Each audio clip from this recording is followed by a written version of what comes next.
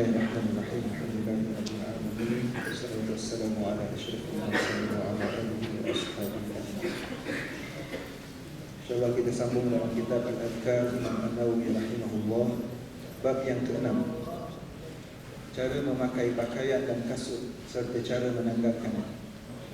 Kata Imam Nawawi, apabila memakai pakaian, kasut, seluar dan seumpamanya, sunat dimulakan dengan sebelah kanan. Jadi bila kita pakai, sunat memulakannya dengan anggota kanan. Apabila menanggalkannya pula, sunat dimulakan dengan sebelah kiri. Sunnahnya pakai kanan, tanggal kiri. Begitu juga apabila memakai celak, bersiwak, memotong kuku, menggunting misai, mencabut bulu ketiak. Tengok dia punya term tu, misai, gunting, bulu ketiak, cabut. Term yang Nabi guna, term yang digunakan oleh Rasulullah sallallahu alaihi wasallam. Begitu juga mencukur rambut. Kalau kita perlu mencukur rambut dalam tahallul dan sebagainya, mengucapkan salam dalam solat, maknanya kita beri salam kanan. Memasuki masjid, keluar daripada bilik air, berwuduk, mandi, makan, minum, berjabat tangan, mengusap hajar al-aswad, menerima atau memberi sesuatu kepada orang lain dan sebagainya. Semua ini sunat didahulukan dengan sebelah kanan, dan sebaliknya, yakni membuka dan menanggalkannya dengan sebelah kiri. Dalam Sahih Bukhari dan Sahih Abi Al-Husain Muslim bin Hajjaj bin Muslim Al-Kushairi An-Naisaburi, Aisyah radhiyallahu ta'ala anha berkata, kana Rasulullah sallallahu alaihi wasallam yu'jibuhu at-tayammun fi sya'nihi kulli, fi tahurihi wa tarajjulihi wa tana'ulihi. Kata Aisyah radhiyallahu ta'ala anhu, Nabi sallallahu alaihi wasallam sangat suka mendahulukan yang kanan dalam semua urusannya, sama ada dalam taharahnya, dalam bersucinya, wa tarajjulihi, ketika dia sikat rambut, wa tana'ulihi, dan ketika dia pakai kasut. Maknanya Nabi suka guna yang kanan, start yang kanan maksudnya. Dalam Sunan Abu Dawud dan selainnya dengan sanad yang sahih, Aisyah radhiyallahu ta'ala anha berkata, kanat yadu Rasulillah sallallahu alaihi wasallam al-yumna li tahurihi wa ta'amihi, wa kanat al-yusra li khala'ihi wa ma kana min adha. Kata Aisyah radhiyallahu ta'ala anha, tangan kanan Nabi sallallahu alaihi wasallam ini digunakan untuk taharahnya, bersucinya, wa ta'amihi, dan untuk makan minumnya dan segala kerja yang baik. Wa kanat al-yusra, dan tangan kanan Nabi sallallahu alaihi wasallam ini, kata Aisyah, digunakan untuk khala'i, ketika dia masuk dalam tandas dan sebagainya. Wa ma kana min adha, dan semua perkara-perkara yang kekotoran yang melibatkan tentang perkara yang kotor digunakan dengan tangan kiri. Kirilah, kiri bukan kanan. Kanan untuk makan dan juga kebersihan, kiri untuk perkara-perkara yang berkenaan dengan tandas dan juga kekotoran. Dalam Sunan Abu Dawud dan Sunan Al-Baihaqi, Hafsah radhiyallahu ta'ala anha berkata, anna Rasulullah sallallahu alaihi wasallam kana yaj'alu yaminuhu li ta'amihi wa syarabihi wa thiyabihi, wa yaj'alu yasaruhu lima siwa zalik. Maknanya seperti yang kita baca sebelum tadi. Abu Hurairah radhiyallahu ta'ala anhu berkata, Nabi sallallahu alaihi wasallam bersabda, idza labistum wa idza tawadda'tum fabda'u bi ayaminikum. Lebih kurang makna sama, bila kamu pakai pakaian, bila kamu berwudu, maka mulakan dengan kanan. Bab yang ketujuh, zikir ketika menanggalkan pakaian. Bila kita nak cabut pakaian, apa zikir yang kita boleh baca? Dalam kitab Ibn Sunni, Anas bin Malik radhiyallahu ta'ala anhu berkata, Rasulullah sallallahu alaihi wasallam bersabda, satru ma baina a'yunil jin wa awrati bani Adam, ay yakula ar-rajul al-muslim idza arada an yatrah thiyabahu bismillahi alladhi la ilaha illa hu.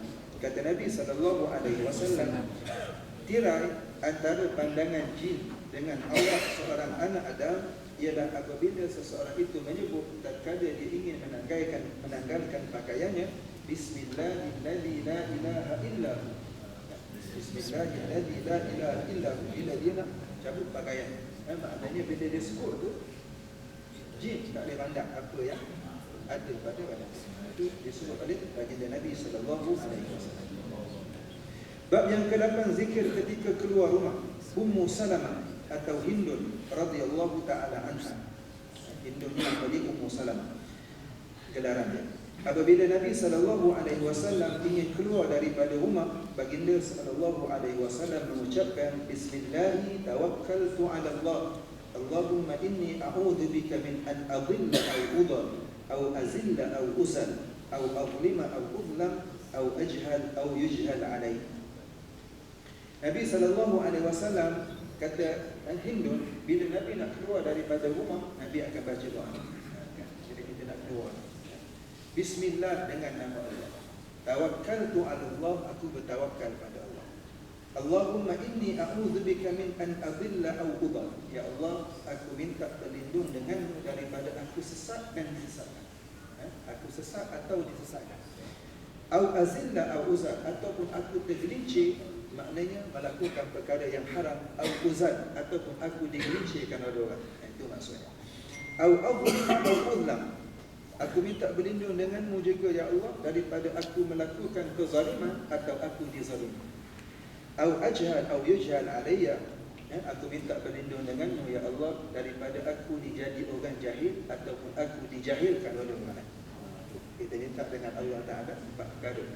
Minta berlindung dengan Allah ketika kita keluar daripada rumah, tuan-tuan. Satu, sesat. Sesat dalam arti kata banyak makna sesat, bukan sesat jalan je. Sesat dalam banyak makna. Begitu juga dalam perkara yang lain, tergelincir, zalim, dan juga dalam keadaan kita jahil tak tahu apa. Begitu juga dalam riwayat yang lain dengan lafaz tauhid, dengan lafaz mufrad, maknanya seorang. A'udzubika min an nazilla. Dalam riwayat Imam Tirmizi dijumpai lafaz a'udzubika min an nazil. Aku minta berlindung denganmu ya Allah daripada kami semua tergelincir ataupun tergelincir. Lafaz itu dalam bentuk plural ataupun jamak.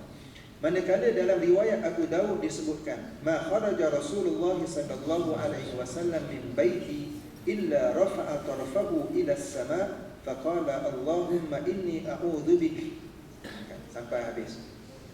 Sedang dalam riwayat yang lain disebutkan kana idza kharaja min baitihi qala.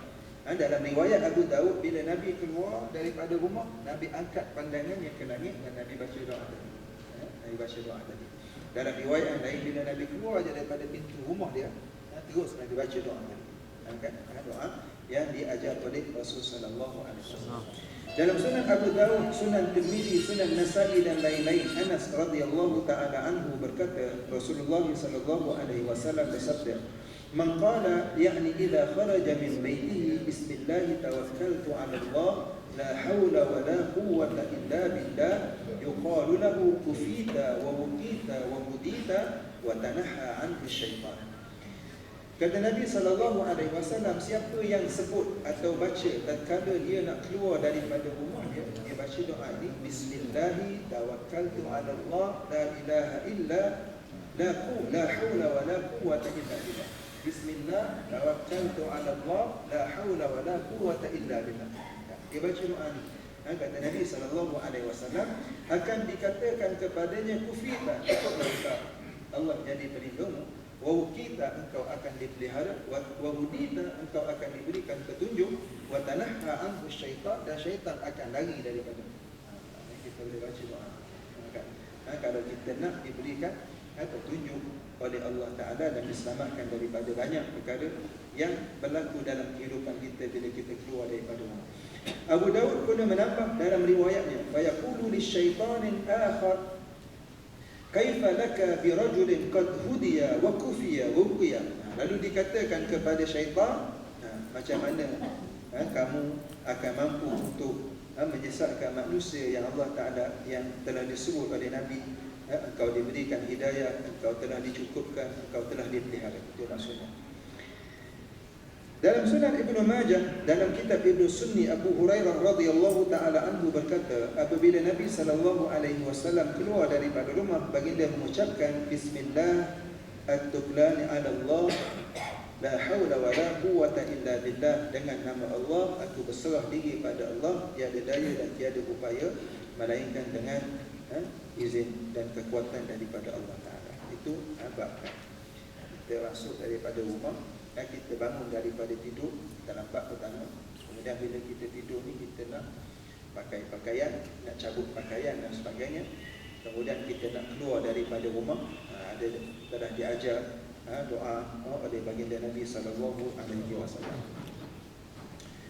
InsyaAllah kita akan sambung perbincangan dalam tajuk yang seterusnya akan datang. Aku qauli hadza wa astaghfirullahal azim li wa lakum. Wassalamu alaikum warahmatullahi wabarakatuh.